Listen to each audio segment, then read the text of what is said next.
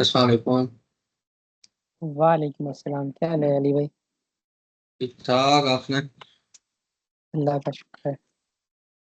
मैंने वैसे आपसे एक चीज पूछी थी, आपके पास कोई हैट की बुक पड़ी हुई है? गैट की? Hat hat HAT। HAT? नहीं, ये क्या चीज़ है? ये वैसे HSC का एग्जाम होता है ना, गवर्नमेंट जॉब्स के लिए, उसके लिए ये बुक चाहिए थी मुझे। इसके अलावा गैट की पड़ी हुई है आपके पास, जिसमें गैट की भी नहीं। क्वांट हो, एनालिटिकल हो और वर्बल हो? नहीं, मेरे पास GRE की सिर्फ पड़ी हुई है, और GMAT की। अच्छा, जी मैट की पड़ी हुई है आपके पास, जिसमें वर्बल, हम्म। क्वांट और एनालिटिकल तीनों चीज़ें होती हैं, राइट? हाँ, GRE और GMAT सेम है, सिर्फ एक डिफरेंस है कि GMAT के अंदर डेटा सफिशिएंसी के भी क्वेश्चंस होते हैं। अच्छा, बाकी उसकी मैथमेटिक्स और बाकी सब कुछ सेम है। सही हो गया।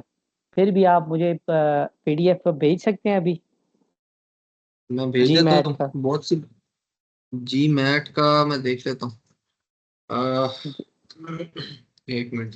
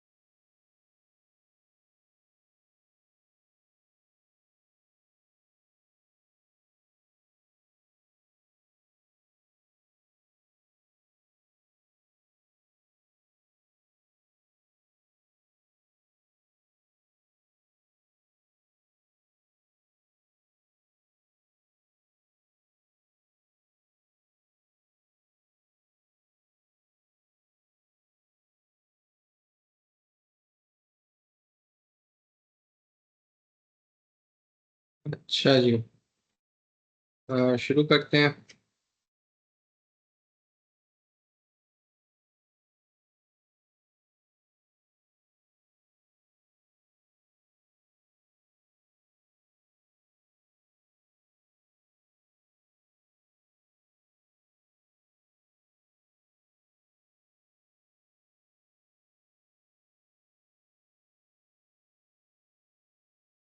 आज हम करेंगे।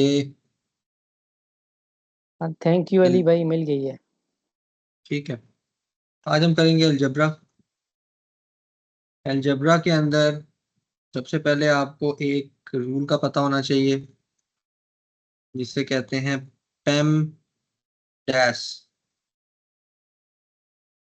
इसके मुताबिक जब भी आपको कोई क्वेश्चन आता है, सबसे पहले आप उसमें पैरेंथेसिस को सॉल्व करते हैं, उसके बाद एक्सपोनेंट्स को करते हैं, उसके बाद मल्टीप्लिकेशन या डिवीजन, दोनों में से first one from left to right. ठीक है, जो भी पहला आ जाए लेफ्ट टू राइट में, उसको सॉल्व करते हैं। और फिर एडिशन या सब्ट्रैक्शन में से first one from left to right solve करते हैं। तो ये पेमडैश का एक रूल होता है, इसे हमेशा फॉलो करना है।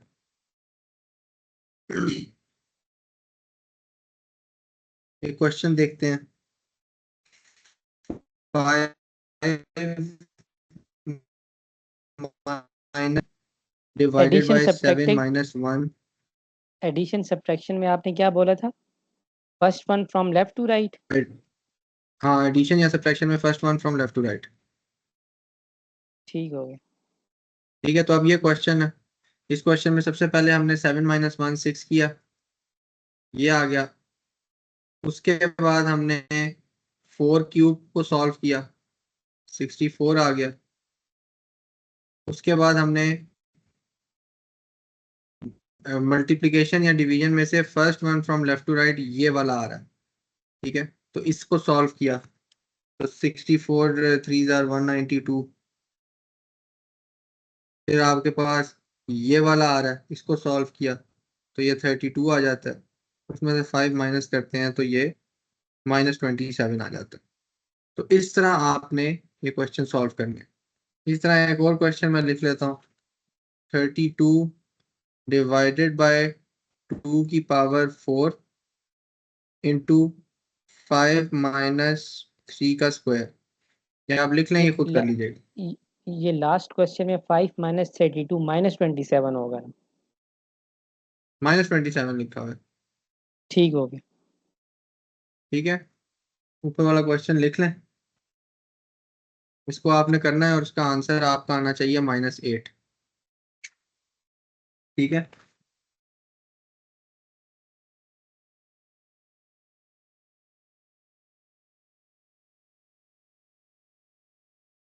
फिर आपके पास एक और क्वेश्चन है।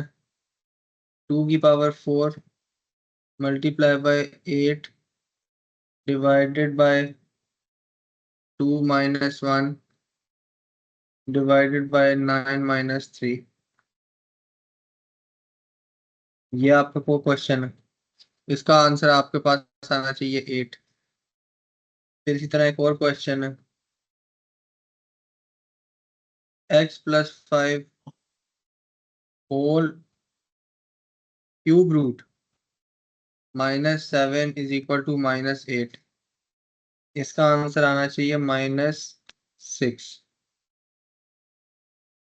फिर एक और क्वेश्चन है।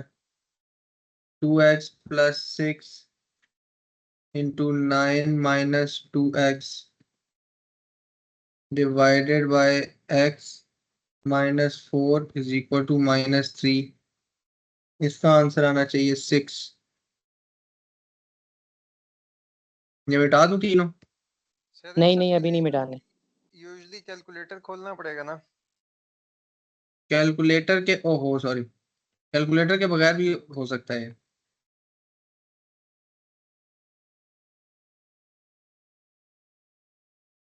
मिटा दूं? नहीं,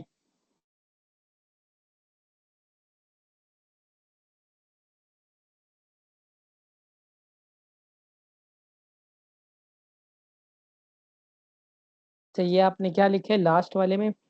ये -6 क्या चीज लिखी है? -6 इनका आंसर है। -6 अच्छा इसका ठीक। आंसर आना चाहिए, इसका आंसर 6 आना चाहिए, इसका आंसर 8 आना चाहिए। ये जब आप लोग अपने तो टाइम में सॉल्व करेंगे ना, तो आपको एक चेक आपके पास होना चाहिए कि ये वाला आंसर होना चाहिए। ठीक है, तो मैं मिटा ठीक रहा है। हूँ अभी से। ठीक है। फिर इसी तरह एक और क्वेश्चन है। 6y plus 15 is equal to 3x। और ये है x plus Y is equal to 14। ये दो इक्वेशंस हैं और इसका आंसर आना चाहिए आपके पास x is equal to 11, y is equal to 3। इसी तरह एक और क्वेश्चन है। 5x minus y minus 3x minus 4y। और ये आपके पास, इसको बस आपने सॉल्व करना है। इसका आंसर 8x माइनस 5y आना चाहिए। फिर एक और क्वेश्चन है। a+4 divided by 4 -2a -2 divide by 3। इसका आंसर आपके पास -5/12 इंटू a-4 ये आना चाहिए। तो ये सारे आपके पास मुख्तलिफ टाइप्स के क्वेश्चन हैं जो कि आ सकते हैं। ठीक है, इसे मैं मिटा दूं। जी मिटा दें।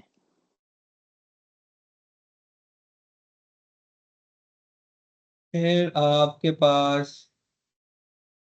फिर आप अब ये बताएं, एक क्वेश्चन आ सकता है, विच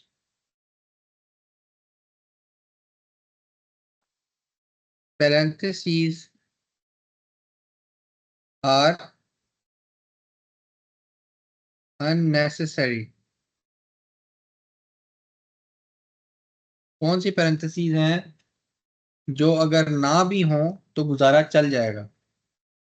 -5² -12 -7 ये ए है, और बी है x+y -w+z -a×b। इसको इसको आप खुद सॉल्व करें, थोड़ा टाइम ले लें।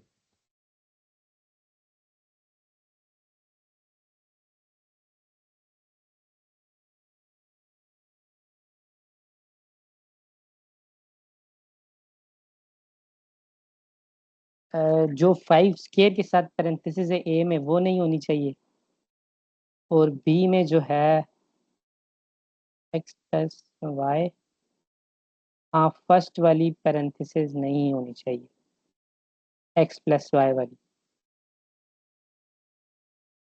आदि आप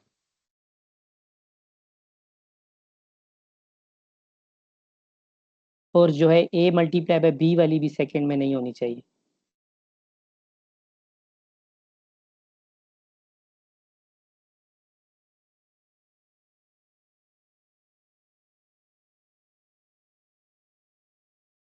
अच्छा, सही है। पहले वाले में -5 वाली नहीं होगी, और दूसरे वाले में ये और ये नहीं होंगी, बाकी सारी इंपॉर्टेंट है। ठीक है, यस।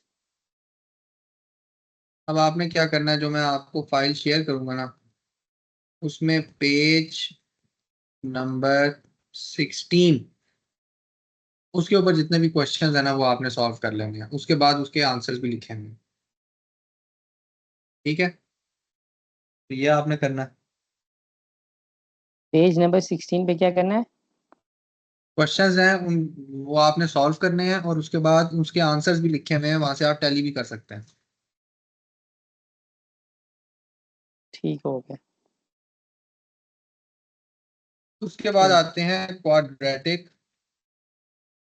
इक्वेशंस। क्वाड्रेटिक इक्वेशंस हमें पता है, जिसमें अगर x²= 4 है तो इसका मतलब है x = +2 और -2। फिर x+7 इंटू x+3, इनको आपस में मल्टीप्लाई करेंगे तो x² + 10x + 21, ये हमें मल्टीप्लाई करना भी आता है। तो कुछ चीज़ें हमें ये पता है। फिर हमें ये पता है कि y-3 और y+6 = 0। इस तरह की जब इक्वेशन बन जाती है तो हम कहते हैं कि यहाँ तो y-3 = 0 है, यहाँ पे y+6 = 0 है। तो y की वैल्यू हमारे पास 3 और -6 आ जाती है। ये बेसिक कॉन्सेप्ट है। तो यहाँ तक क्लैरिटी है। यस। ठीक है, अब एक तरीका तो ये है क्वाड्रेटिक इक्वेशंस को निकालने का। हमारे पास जो भी इक्वेशन आती है ना, लेट्स सपोज x² + 7x + 2 + 12, एक तो तरीका ये है कि हम उसी का वो क्वाड्रेटिक वाला फॉर्मूला लगाएं, -b ± b² - 4ac divide by 2a, या तो ये फॉर्मूला लगा लें और उससे इसके रूट्स निकाल लें, लेकिन ये बहुत लंबी कंप्यूटेशन हो जाती है और जीआरई पे इतना टाइम भी नहीं होता। दूसरा तरीका जो होता है ना, वो इससे आसान तरीका है और वही जीआरई में यूज होता है। वो तरीका है, आप इस तरह एक क्रॉस लगाते हैं, ये वाली वैल्यू आप ऊपर रखते हैं, ये वाली वैल्यू आप नीचे रखते हैं। अब आपने कोई ऐसा नंबर सोचना है जिनको मल्टीप्लाई करने से 12 आए और ऐड करने से 7 आए। तो मैं सोचता हूँ अच्छा यार 6 और 2 को अगर मैं सोचूं तो 6 2 12 तो होता है, लेकिन 6 + 2 7 नहीं होता, 8 होता है। तो मैं क्या करूंगा, मैं 6 और 2 को नहीं लिखूंगा। फिर मैं कहता हूँ यार अच्छा और किसी नंबर को हम सोचते हैं, तो फिर मैं सोचता हूँ 4 और 3। अब 4 3 12, 4 को मल्टीप्लाई करने से, और 4 + 3 7। तो अब मेरे पास 4 और 3 वैल्यूज आ गई हैं, तो अब मैं इसको आराम से लिख सकता हूँ x+4 x+3 = 0, और उधर से मेरे पास x की वैल्यूज आ जाएंगी -4 -3। इस मेथड की समझ आइए। एक दफा रिपीट करें इसे। ये मेथड ये है कि आपके पास जो आखिरी नंबर है ना, उसे आप ऊपर लिखें यहाँ पर, और जो आपके पास ये वाला नंबर है 7, उसे आप नीचे लिख दें। अब आपने कोई ऐसे नंबर ढूंढने हैं जिनको मल्टीप्लाई करने से, आपस में मल्टीप्लाई करने से ये वाला नंबर आ रहा हो, और इनको आपस में ऐड करने से ये वाला नंबर आ रहा हो। तो पहले हमने देखा यार अच्छा 12 है, तो 12 6 2 12 होता है, लेकिन 6 + 2 12 तो 7 नहीं होता, वो तो 8 होता है। तो फिर हमने दूसरे नंबर देखे, सही। हमने कहा यार 4 3 12 होता है, और 4 + 3 हमारे पास 7 भी आ जाता है। तो अच्छा, ये इस तरीके से। हर क्वेश्चन के लिए पॉसिबिलिटी होगी कि हर क्वेश्चन में हमारे पास दो ऐसे नंबर आए जिनको मल्टीप्लाई करें वो ऊपर वाली वैल्यू आए, और ऐड करें नीचे वाली वैल्यू आए, या फिर एक्सेप्शनल केसेस भी होते हैं? नहीं, जीआरई के स्कोप के अंदर ना, वो कभी भी ऐसा केस नहीं देंगे कि आपकी जो है ना 14.27 × 16 पॉइंट इस तरह की कोई वैल्यू आ रही हो। और वो जीआरई के सवालों के अंदर वो इससे सॉल्व हो जाते हैं, इंटीजर्स ही होते हैं ज्यादातर। हाँ, नहीं बड़ी मैं फिगर्स दे जनरल सकते हैं। नहीं मैं जनरल बात कर रहा हूँ, इंटीजर्स के लिए ये चीज़ हर एक इक्वेशन के लिए होल्ड करेगी। हाँ, हर एक इक्वेशन के लिए होल्ड करेगी, हर एक ठीक हो। इक्वेशन के लिए होल्ड करेगी। सिर्फ तब जब तक ये वाले नंबर्स इंटीजर्स होंगे। इंटीजर्स मतलब होंगे, ये, जी जी बिल्कुल। मतलब 4 और 3 इंटीजर्स होंगे, सॉरी, मतलब 4 और 3 अगर पॉइंट्स में आ जाएं तो वो इतना बड़ा सवाल वो नहीं देंगे। ठीक है, ठीक तो हो वो गया, इस ठीक हो। तरह के यहाँ पर नंबर्स देंगे कि 4 और 3 आपके इंटीजर्स ही बनेंगे।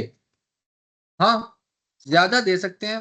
फॉर इंस्टेंस आपको 12 की जगह 121 दे दें, या 1121 दे दें, इस तरह का कोई चक्कर वो चला सकते हैं, लेकिन वो ब्रेक डाउन हो रहे होंगे। ठीक हो। ठीक है, अब मैं आपको एक और सवाल देता हूँ। x² - 9x + 18, इसको तोड़ते हैं। अच्छा इस यहाँ पर ठीक है, जी बताएं। क्लियर हो गया, बस कैरी ऑन। यहाँ पर 18 आ गया, यहाँ पर -9 आ गया। अब आपने सोचना है कि यार मैं क्या बनाऊं जो 18 बने। 9 2 18 बनता है, लेकिन उससे 9 नहीं बन रहा। फिर 6 3 18 बनता है, और इससे 9 भी बन रहा है। तो मैं 6 3 18 कर लेता हूँ, लेकिन मुझे -9 चाहिए, तो मैं यहाँ पर -6 और -3 लगा देता हूँ। अब मेरा -9 भी बन रहा है और ऊपर 18 भी बन रहा है। तो अब मेरे पास दो इक्वेशंस क्या आ जाएंगी, x - 6 x - 3, और x की वैल्यू क्या आ जाएगी 6 3। हाँ, यही वाला क्वेश्चन मैं करना चाह रहा था। ठीक है, बहुत शुक्रिया। ठीक हो गया। अब मैं आपको एक और क्वेश्चन देता हूँ। x² - 14x + 45। तो आपने ये फाइंड करना है, ये आप खुद अपने टाइम में करें। एक और क्वेश्चन मैं देता हूँ। x² + 3x - 10, ये क्वेश्चन आप कर लें। फिर आप कर लें x² -5x -66, फिर आप कर लें x² -15x is equal to -26। ये वाले कुछ क्वेश्चन है। फिर आप कर लें, ये वैसे वो वाला नहीं है लेकिन ये भी आप कर सकते हैं, अच्छा सवाल है। √x into -√3 whole multiply by √8 plus √3। इसका भी जवाब आप निकाल लें और ये सारे लिख लें, फिर मैं ये मिटा देता हूँ। लिख लिए हैं। ठीक है, अब एक मैं आपसे सवाल पूछता हूँ, ये क्वेश्चन आप करें। x² + x -12 whole divided by x -4 is equal to 0। तो सवाल है, can x is equal to 4?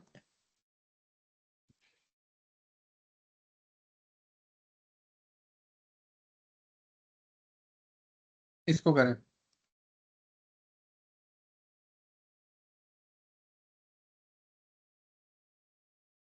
No, क्योंकि डिवीजन बाय 0 हो जाएगी फिर। हाँ, तो x can never be equal to 4। इसके ऊपर आपको सोचने की जरूरत ही नहीं थी। आप ऊपर अगर अगर आप इसको फैक्टराइजेशन करने लग गए और उस चक्कर में पड़ गए तो आपने टाइम, हो सकता है ऊपर वाला नंबर को बहुत बड़ा दे दें, और ये भी पॉसिबल है कि इतना बड़ा दे दें कि वो सॉल्व भी ना हो सके आसानी से। तो जो बंदा ऊपर फैक्टराइजेशन में पड़ जाएगा वो सवाल को सही जगह से टारगेट नहीं कर रहा। सवाल जब आया can x is equal to 4, सबसे पहले इस चीज को देखें कि 4 - 4 0 हो जाएगा, तो वो तो अनडिफाइंड हो जाएगा, तो ये तो हो ही नहीं सकता। ठीक है, तो इस तरह भी वो कर सकते हैं। फिर इसमें कुछ ऐसी चीजें हैं जो आपको आने चाहिए फॉर्मूलाज। a² - b² क्या होता है? a + b into a - b। ठीक है, फिर a² + A 2ab square minus B square क्या होता है? a + b into a - b। ठीक है, फिर a² + 2ab + b², ये होता है a + b होल स्क्वायर। ये फॉर्मूला आपको आना चाहिए। इस तरह के फॉर्मूलेज अगर आपको आएंगे तो आप ये सवाल हल कर सकते हैं। फॉर इंस्टेंस ये सवाल अगर आ जाता है, x² +22xy +121y² is equal to 0। तो इसमें आपको पता है कि ये x + 11y का होल स्क्वायर आ रहा है इज इक्वल टू 0। तो इसकी ये सोल्यूशन बन रही है। तो कुछ चीजें हैं जो आप डायरेक्टली फॉर्मूला से भी कर सकते हैं, आपको वो क्रॉस वाला मेथड अप्लाई नहीं करना।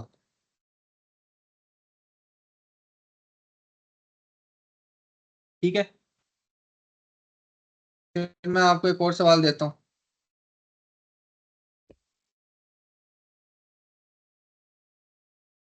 x² + kx + 8।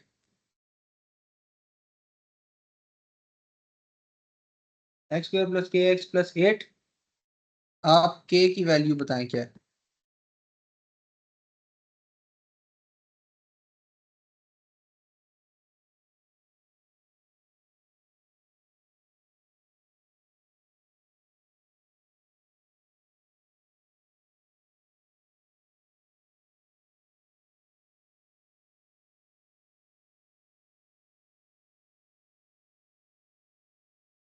इससे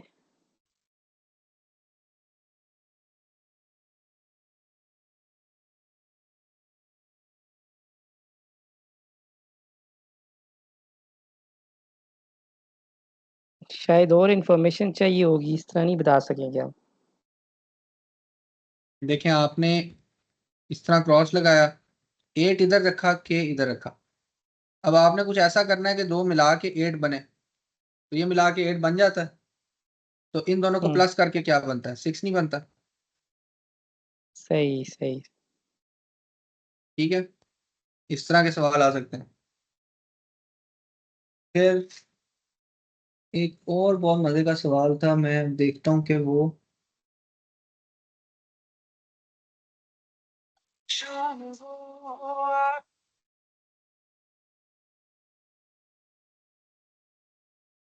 अच्छा,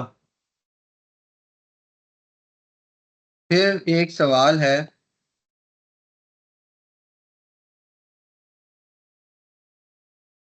area of a square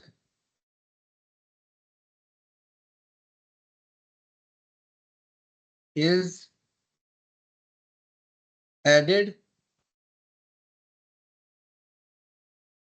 to its perimeter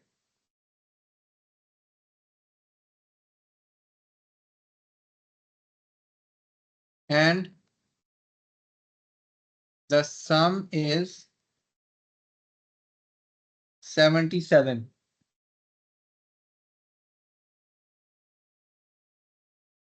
Find the length of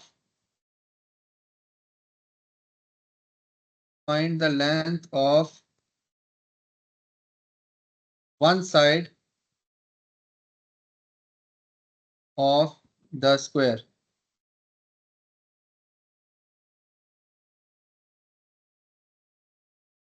करेंगे इसे। एरिया ऑफ स्क्वायर क्या होता है? लेंथ इनटू विड्थ ना। और एरिया ऑफ पैरामीटर क्या होता है? पेरीमीटर उसका होता है, पेरीमीटर क्या होता है? चारों साइड्स को ऐड कर दें। अच्छा,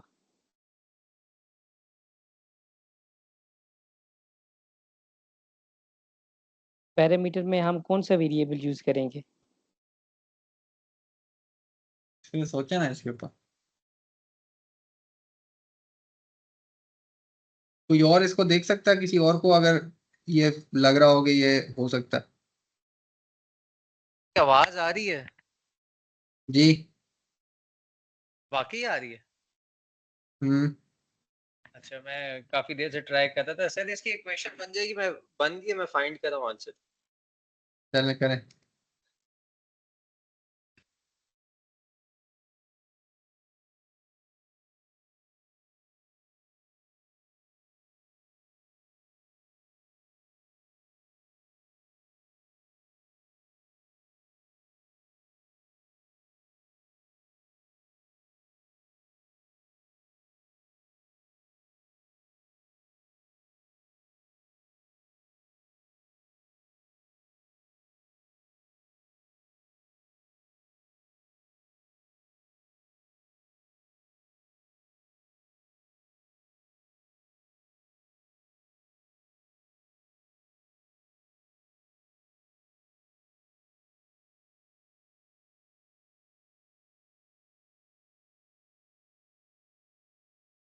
Sir, would the answer be 7? 7 and -11।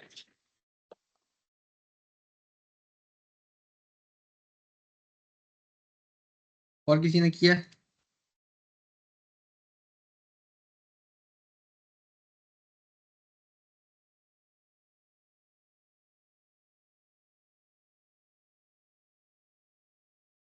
ठीक है, इसका आंसर 7 होगा, और -11 इसलिए नहीं होगा क्योंकि लेंथ आपकी नेगेटिव में तो नहीं हो सकती। सही कह रहा हूँ। ठीक है, तो इसका आंसर 7 होगा। अब ये होगा किस तरह, जिनसे नहीं हुआ, एरिया ऑफ अ स्क्वायर उन्होंने कहा है, तो लेट आप एक लेंथ को x कह लें, ये स्क्वायर है, उसकी एक साइड को आप x कह लें, तो इसका एरिया x स्क्वायर हो जाएगा और इसका पेरीमीटर 4x हो जाएगा। तो area of a square is added to its perimeter and the sum is 77। तो इक्वेशन आपकी बन जाएगी x square plus 4x minus 77 is equal to 0। इसको आप इस तरह करें, -77 इधर रखें, 4 इधर रखें, तो 11 7 जार 77 बनता है, 11 7 जार, लेकिन हमने माइनस में डालना है तो यहाँ पर माइनस कर दें, तो ये आपके पास बन जाएगा x प्लस 11 और x माइनस 7। तो ये 11 नहीं हो सकता क्योंकि ये नेगेटिव में चला जाएगा और ये आपके पास प्लस 7 आ जाएगा। ठीक है,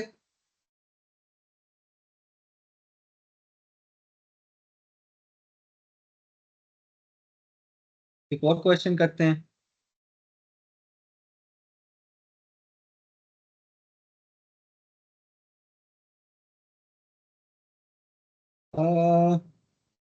काफी लंबी है उसकी जो वो है प्रॉब्लम स्टेटमेंट काफी लंबी है, लेकिन मैं आपको बस वैसे बता देता हूँ कि उन्होंने उन्होंने जो है ना एक कहानी सुनाई है कि लड़का इधर खड़ा हुआ है, ये हुआ हुआ है, वो हुआ हुआ है, और वो ये था और वो था, और जिस बिल्डिंग के ऊपर वो खड़ा हुआ है उस बिल्डिंग की एक उस वो जो है ना H is equal to VT plus 5T square.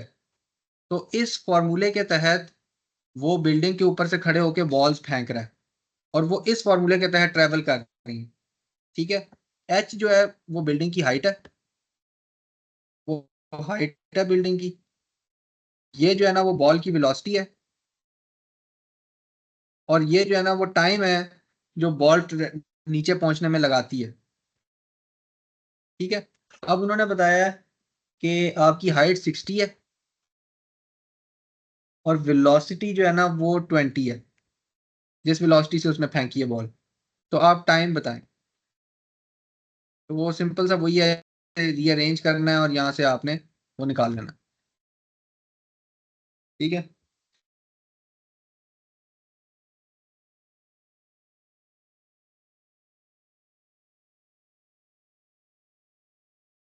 फिर आते हैं कंसेक्यूटिव इंटीजर्स। इसका आंसर क्या होगा? इसमें 5 कॉमन लेना होगा वरना फैक्टर नहीं बनेंगे। हाँ 5 कॉमन लेना है। इसका आंसर मेरे ख्याल में मैंने नहीं निकाला यार इसका। ऐसे ही है कि एक चीज नेगेटिव में आ रही है और एक पॉजिटिव में, और पॉजिटिव वाला आंसर है, इसी तरह कुछ। सर 6 और 4 बन रहे हैं फैक्ट्स। मेरा 6 और माइनस मेरा 2 सेकंड्स आ रहा है इसका आंसर। आपने टाइम निकाला -12 होगा, मैंने फैक्टर निकाले हैं बस। हाँ फैक्टर्स उसके 6 और -2 आ रहे हैं, तो उसमें से जो है ना 2 इधर आ जाएगा तो वो 2 सेकंड्स बनेगा।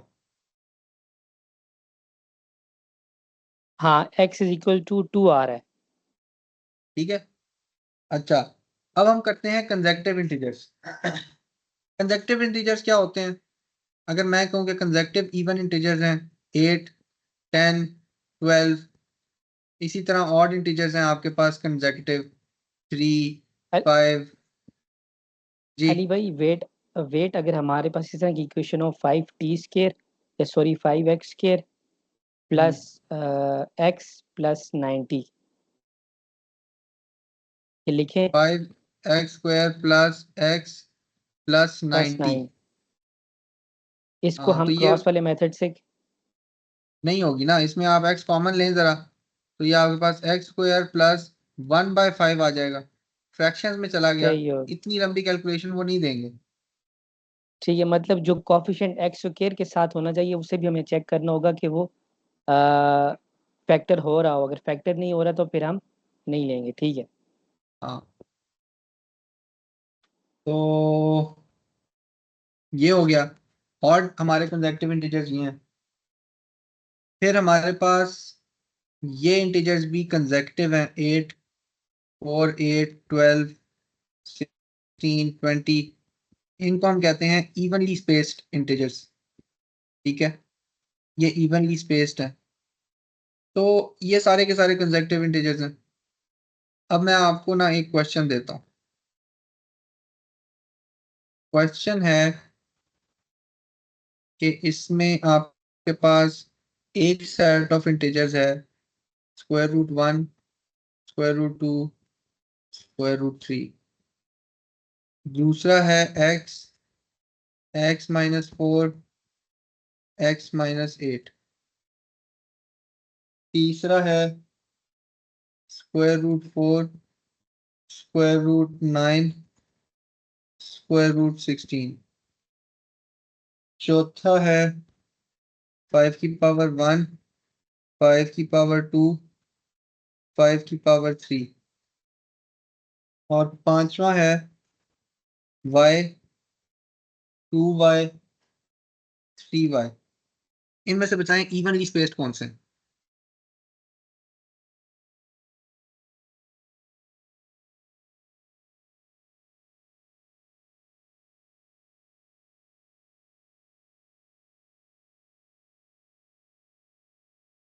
सर 2 और 3 होने चाहिए।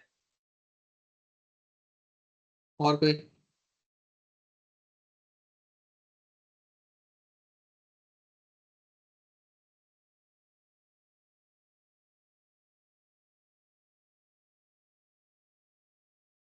हम्म,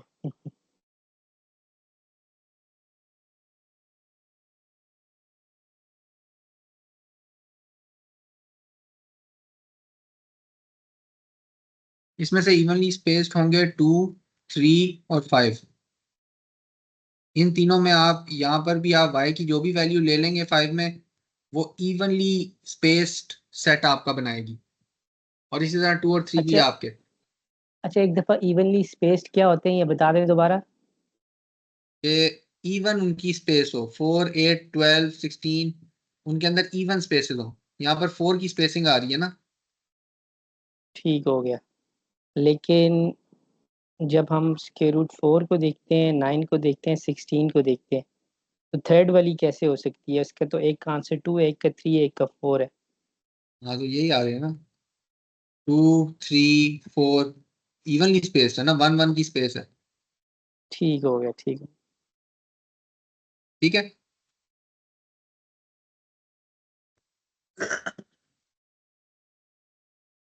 अब इवनली स्पेस्ड सेट्स जो होते हैं उनकी कुछ प्रॉपर्टीज होती हैं। वो प्रॉपर्टीज अगर आपको याद होंगी तो जीआरई में आपके सवाल बहुत आसान हो जाएंगे। फॉर इंस्टेंस इसी को हम लेते हैं, 4, 8, 12, 16, 20, इसी सेट को लेते हैं। सबसे पहली प्रॉपर्टी ये होती है कि जो दरमियान वाला सेल होता है ना, वो आपका मीन भी होता है, यानी कि एवरेज, और आपका मीडियन भी होता है। ये उस केस में है जिस केस में आपके पास 5 या ऑड नंबर ऑफ वो हों। अगर यहाँ पर इवन हो जाते, फॉर एग्जांपल 24 भी मैं लगा देता, तो दरमियान वाले दो वैल्यूज की एवरेज जो कि 14 बनती है, वो आपका मीन होता और मीडियन होता। ठीक है, तो ये पहली प्रॉपर्टी है। दूसरी प्रॉपर्टी ये है कि अच्छा, 2 मिनट वेट करना। इसमें आपने बताया कि अगर इवन नंबर्स होंगे, फॉर एग्जांपल हमारे पास है 4, 8, 12, 16, 20 एंड 25, तो कौन से दो को हम उनका मीन लेंगे? दरमियान वाले दो का। देखिए, दरमियान में तो हमारे पास दो ऑप्शन आ सकती है ना, एक लेफ्ट साइड पे भी आ सकती है, एक राइट साइड पे भी आ सकती 12 और 16 आ रहे हैं ना, तो 12 है। प्लस ठीक, हाँ, यस, 16 डिवाइडेड बाई 2 करेंगे तो 14 आ जाएगा। ठीक, ठीक हो गया, ठीक, ठीक है। इसी तरह ठीक। दूसरी प्रॉपर्टी है कि अगर आप फर्स्ट और लास्ट टर्म की एवरेज ले लें, तो वो आपके पास मीन भी होगा और मीडियन भी होगा। ठीक है। फर्स्ट और लास्ट टर्म की एवरेज यहां पर किस तरह लेंगे, 5 वाला केस देखते हैं, 5 वैल्यूज वाला। ठीक है, तो फर्स्ट और लास्ट टर्म की एवरेज क्या होगी, 20 प्लस 4 डिवाइडेड बाई 2, तो ये आपके पास 12 आ जाएगा, जो कि इसका मीन भी होगा मीडियन भी होगा। तो दूसरी प्रॉपर्टी ये है। और तीसरी प्रॉपर्टी इसकी ये होती है कि जो सम ऑफ एलिमेंट्स होता है ना, सम ऑफ एलिमेंट्स, वो हमेशा बराबर होता है number of elements multiply by mean. ठीक है, इस चीज को मैं एक्सप्लेन करता हूं कि आपका सम ऑफ एलिमेंट्स जो होगा ना, वो हमेशा नंबर ऑफ एलिमेंट्स यानी कि 4 + 8 + 12 + 16 + 20 ये हमेशा बराबर होगा नंबर ऑफ एलिमेंट्स जो कि 5 हैं मल्टीप्लाई बाय मीन जो कि इस केस में 12 है। ये हमेशा इसके बराबर होगा। तो ये प्रॉपर्टीज जीआरई के टेस्ट में बहुत ज्यादा यूज होती हैं।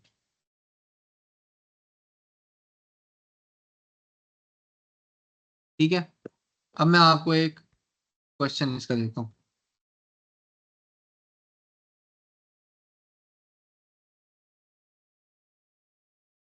If x is equal to 3,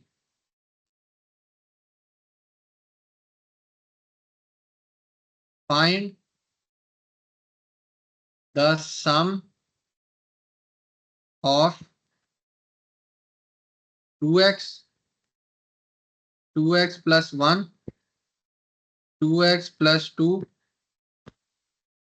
2x plus 3 and 2x plus 4। इस क्वेश्चन को सॉल्व करें।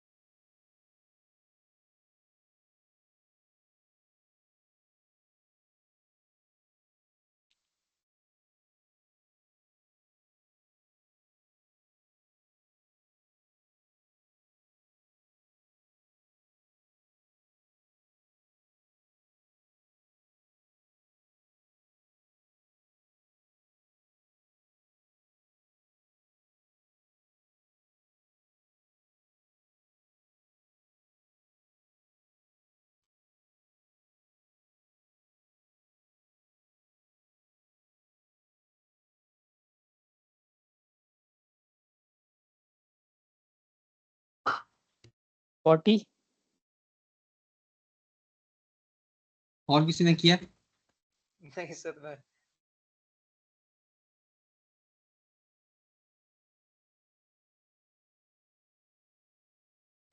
किसी ने किया? और सर मैं गलती से मुझे लगा डॉट है, मैं मल्टीप्लाई करने लग गया। नहीं मैं कर रहा हूँ।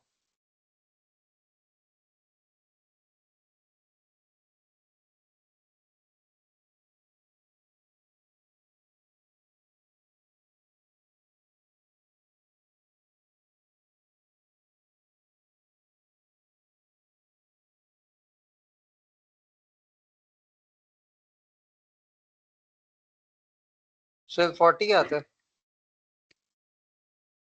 अच्छा, आप लोगों ने जिनका आंसर 40 आ रहा है, क्या आप लोगों ने यहाँ पर सब के अंदर x की वैल्यू पुट की है, फिर सब नंबर्स को कैलकुलेट किया है और फिर 40 निकाला?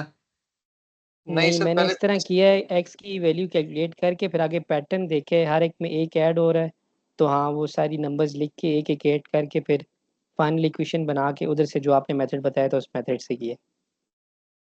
क्या आपने सारे नंबर निकाल लिए, पहला 6 निकल आया, दूसरा जो भी निकल आया, एक नंबर उसमें ऐड हो रहा था, और वो सारे निकाल के आपने उसे 40 किस तरह निकाला? सबको ऐड किया? नहीं, आपने जो इसका वो बताया था कि total number of elements multiply by mean, तो एलिमेंट्स बन रहे थे 5 और 8 उनका मीन था, 5 क्रॉस 8 40। अच्छा, तो ये इससे ठीक है, आपने आपने ठीक किया, लेकिन इससे भी तेज तरीका था कि आपने यहाँ पर देख लिया इसका पैटर्न, ये पैटर्न है और आपको पता चल रहा है कि एक ही नंबर है 2x और उसके अंदर ऐड हो रहा है, तो आपको यहीं से पता चल गया कि ये इसका मीन है। तो आपने सिंपल इसे 5 मल्टीप्लाई बाय 2x + 2 किया, x की वैल्यू आपने पुट की यहाँ पर, तो वो x की वैल्यू आपने 3 पुट की तो ये 8 बन जाएगा, यहाँ से 40। तो ये 2 सेकंड का सवाल था। इस तरह ये छोटी छोटी सवालों के ऊपर आप अपना टाइम बचा सकते हैं अगर आपको टेक्निक 6 की आती हो। अब हमारा आज का आखिरी टॉपिक रह गया है और वो है काउंटिंग। आप सोच रहे होंगे यार काउंटिंग तो हम बचपन से कर रहे हैं, लेकिन ये वो वाली काउंटिंग नहीं है। इसके अंदर कुछ टेक्निक्स हैं। फॉर इंस्टेंस वो आपसे कहते हैं कि 14 से लेके 765 तक जितने भी इंटीजर्स आते हैं ना वो सारे काउंट करें। इसे किसे काउंट करें?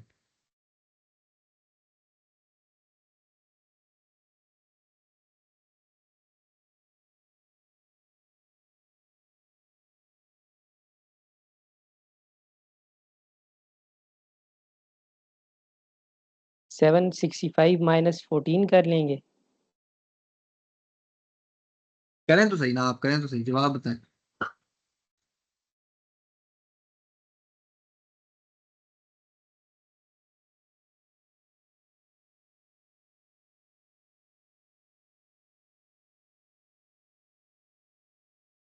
सेवन 51। किसी और ने किया ऐसे?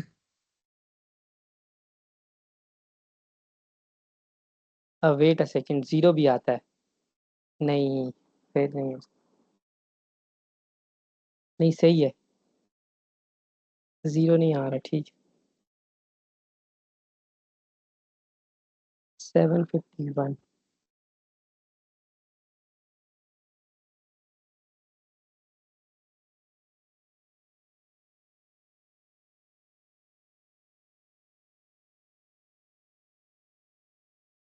अच्छा, इसके अंदर ना मैं आपको एक मिसाल देता हूँ।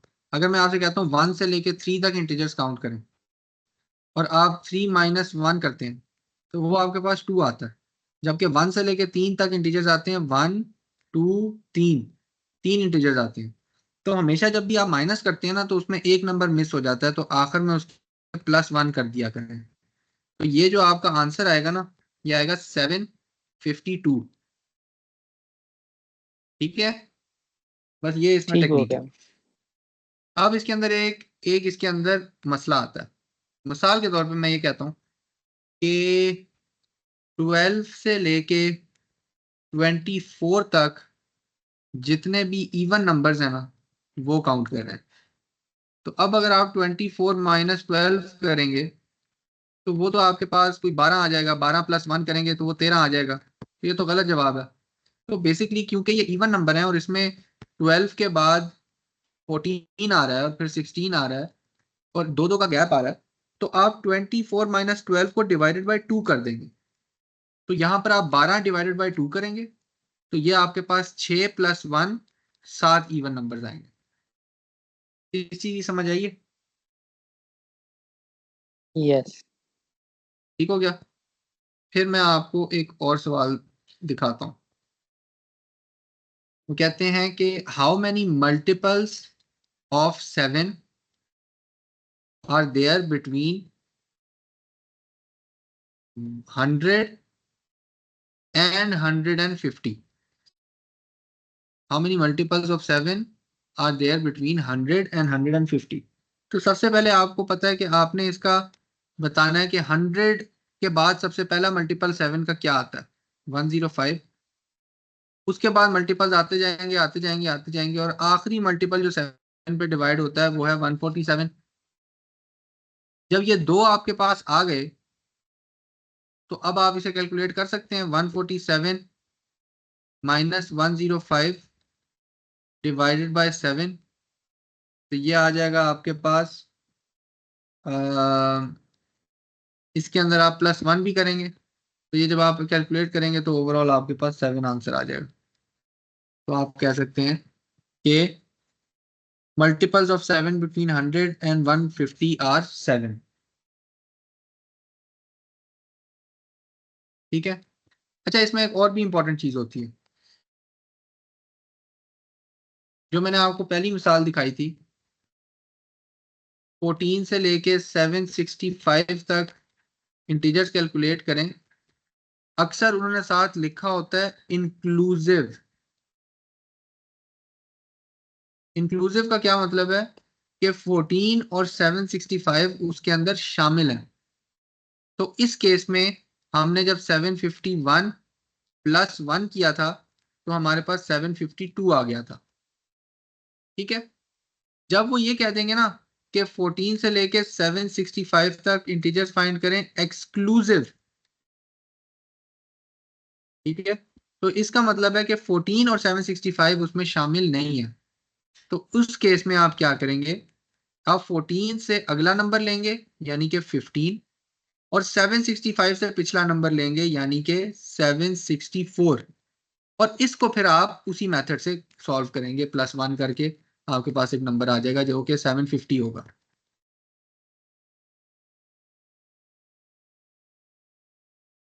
ठीक है,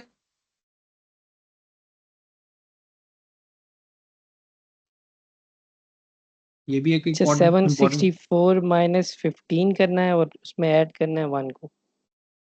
हाँ, यानी कि उधर से भी आपने एक नंबर कम कर दिया, इधर से भी एक नंबर कम कर दिया, तो वो दोनों नंबर्स खत्म हो गए, एक्सक्लूसिव है। ठीक हो गया। ठीक है, अब मैंने पहले आपको एक चीज मैं मिस कर रहा हूं। हाँ, चलो वो मैं आपको आखिर में बताता हूँ। अब आपने क्या करना है, ये आखिरी सवाल देख लें।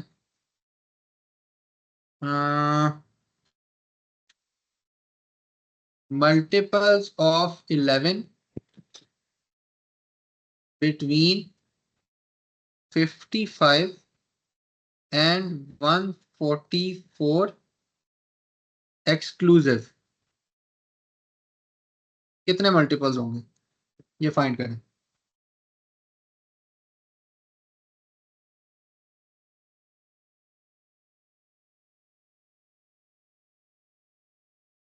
अच्छा, तो 143 माइनस 54,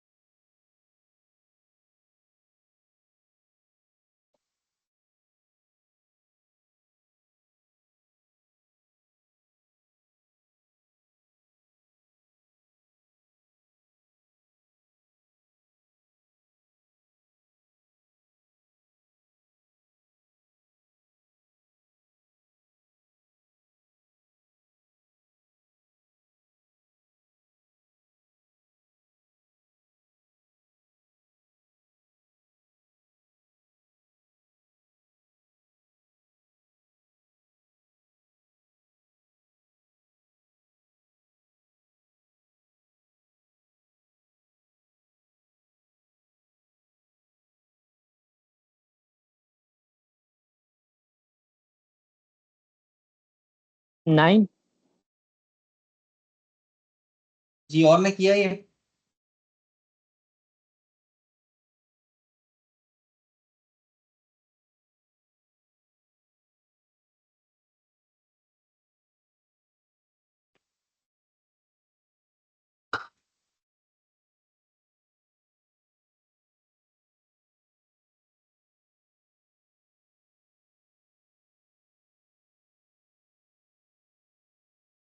देखें, इसके अंदर सबसे पहले आपने देखना है कि एक्सक्लूसिव है, इसका मतलब है 55 और 144 तो इंक्लूडेड नहीं होंगे। 55 के बाद कौन सा नंबर आता है जो कि 11 का मल्टीपल है? 66। उसके बाद मल्टीपल नंबर्स आते हैं, और आखिरी नंबर कौन सा आता है 144 से पहले जो कि 11 का मल्टीपल है? 143। तो ये तो हमारा सेट बन गया। अब इस सेट को हमने फाइंड करना है। 143 माइनस 66 डिवाइडेड बाई 11, ये आ जाएगा 77 डिवाइडेड बाई 11, ये आ जाएगा 7, उसके अंदर +1 कर दें तो ये 8 आ जाएगा। तो 8 एलिमेंट्स हैं multiples of 11 exclusive of 55 and 144। ठीक है, ठीक हो गया, मैं 143 को इंक्लूड कर, ठीक है। अब आपने अब आपने 3 काम करने हैं। मैं आपको 2 फाइल भेजूंगा। पहली फाइल है अलजेब्रा की जो हमने आज पढ़ी है। उसके अंदर आपने पेज नंबर 16 के ऊपर जो न्यूमेरिकल्स हैं वो सॉल्व करने हैं, और पेज नंबर 41 के ऊपर जो न्यूमेरिकल्स हैं वो सॉल्व करने हैं। दूसरी फाइल है इवनली स्पेस्ड सेट्स की, ठीक है, इवनली स्पेस्ड नंबर्स की। उसके अंदर पेज नंबर 6 के ऊपर जो न्यूमेरिकल्स हैं आपने वो सॉल्व करने हैं। इन न्यूमेरिकल्स के बाद उनके आंसर और एक्सप्लेनेशन वगैरह भी लिखी होती हैं, ठीक है। ठीक हो, बस ये आज का था, जो है ना इसे खत्म करते हैं, तो मैं आपको फाइल शेयर कर दूंगा। ठीक हो गया, thank you. Okay, thank you, Allah Hafiz. Okay, Allah.